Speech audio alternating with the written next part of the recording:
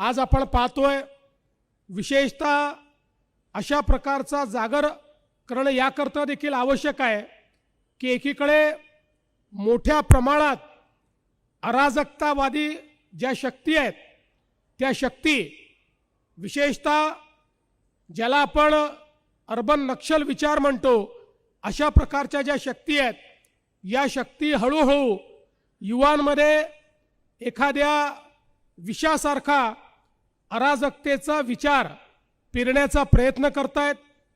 College कॅम्पसेसमध्ये विविध संघटनांच्या माध्यमातून युवांना आपल्या संविधानाच्या विरुद्ध, आपल्या देशाच्या व्यवस्थेच्या विरुद्ध, आपल्या देशाच्या मानकांच्या विरुद्ध जागृत करायचं किंबहुना कलुषित करायचं अशा पद्धतीचं काम चाललेलं आहे।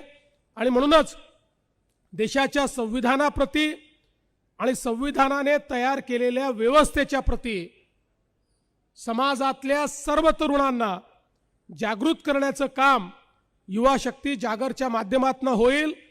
आणि तरुणाईमध्ये जी काही सज्जन शक्ती आहे, जी काही सकारात्मक शक्ती आहे, अशा सगळ्या लोकांना या माध्यमातून संघटित करण्याचा हा एक चांगला प्रयत्न आहे।